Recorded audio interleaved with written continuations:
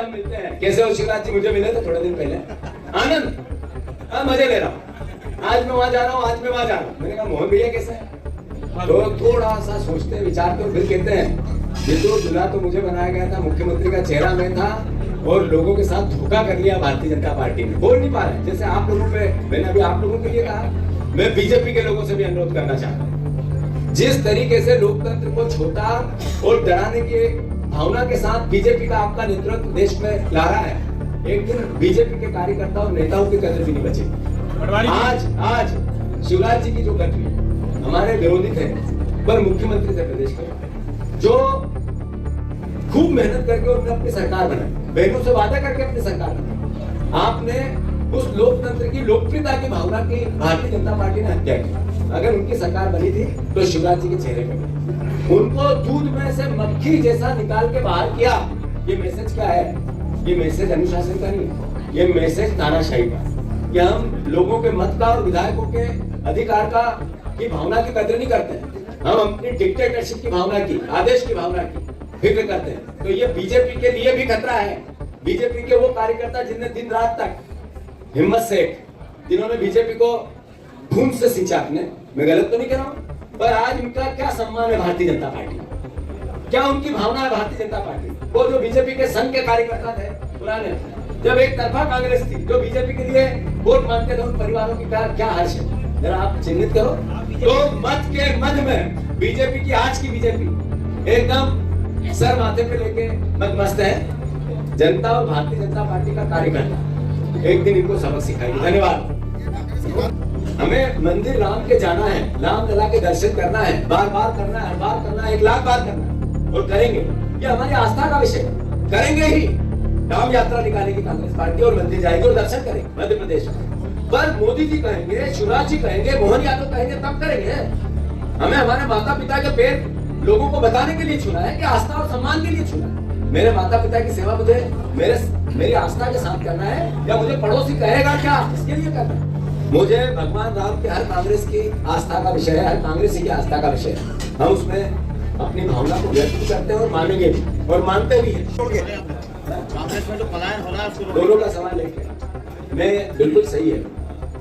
Bharatiya Janata party ने पहली बार इस देश में एक अलग तरह की राजनीति चालू की। इससे पहले इस लोकतंत्र ने, भारत के सबसे बड़े लोकतंत्र ने, ये भावना नहीं देखी जिसमें लगभग 150 से ज्यादा सांसद और पूर्व सांसद दल बदल, जिसमें 500 से ज्यादा विधायक या तो बिके या दल बदल किए।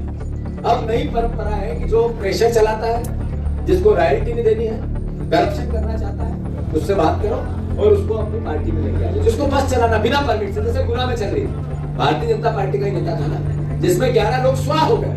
परमिट बगैर बस चलाना भारतीय जनता पार्टी का है।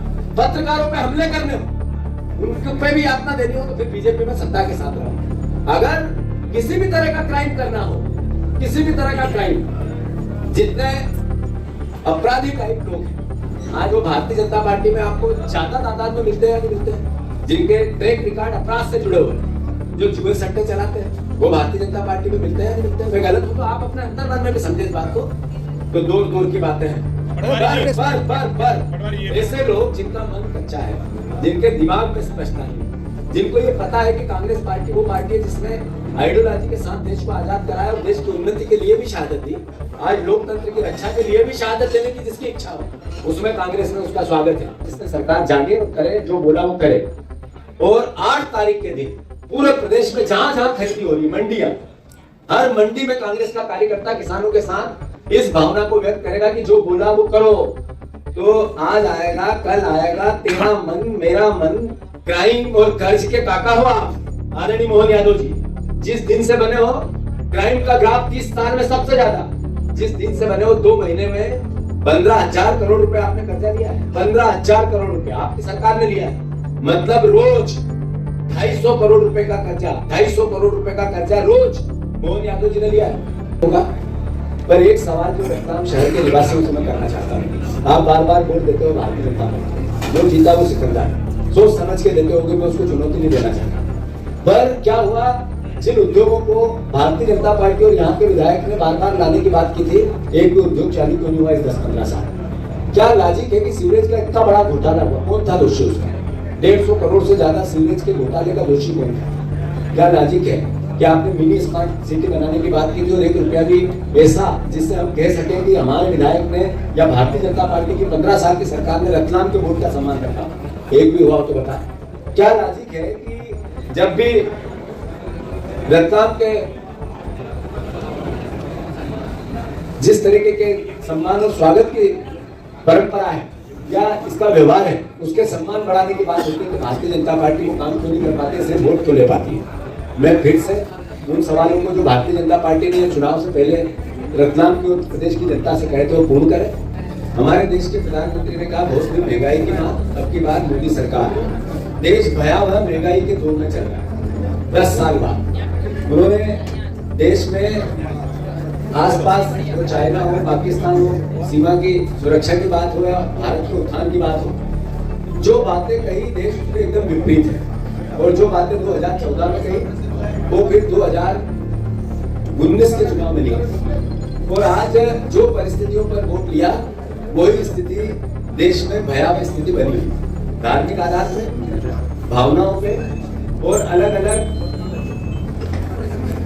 धरना और नफरत की बातें करके भारतीय जनता पार्टी चुनाव लड़के जीतना चाहती है। मोदी गारंटी बहुत चर्चा है इसकी।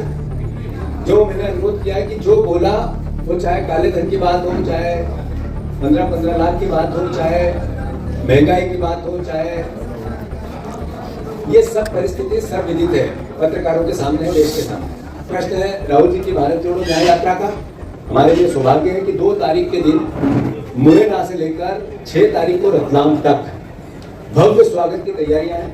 मध्य प्रदेश भर में, चाहे यहाँ से आगे बदनावरी में बहुत बड़ी आम सभा है जो आदिवासियों के सम्मान और सत्कार की है, उससे आगे उज्जैन में महाकाल के दर्शन और रोड शो है और उज्जैन में सभा का आयोजन है, उससे आगे राजगढ़ हो, ब्यावरा हो, शाजापुर हो, गुना हो, शिवपुरी हो, ग्वालियर हो या मुरैना, ये सब जगह सभाएं और लोगों से संवाद का विषय हो या युवाओं से बात का, किसानों से, हमारे ST/SC के साथियों से, OBC के साथियों से, महिलाओं से कई संवाद भी उनके इस दौरान है।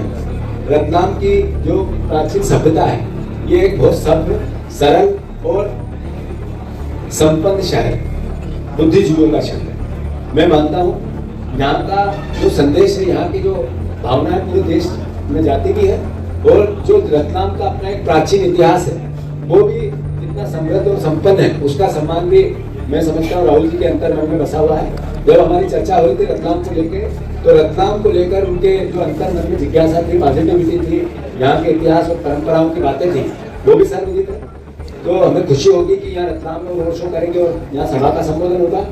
फुल गारंटी है, 100% गारंटी है, 101% गारंटी है। किस दिन कमलनाथ जी ने ये कहा कि मैं बीजेपी में जा रहा हूँ? अखबार ने कहा, पत्रकार ने कहा, बीजेपी ने कहा, उन्होंने ही सवाल और उनके ही जवाब। कमलनाथ के सवाल थे ना जवाब।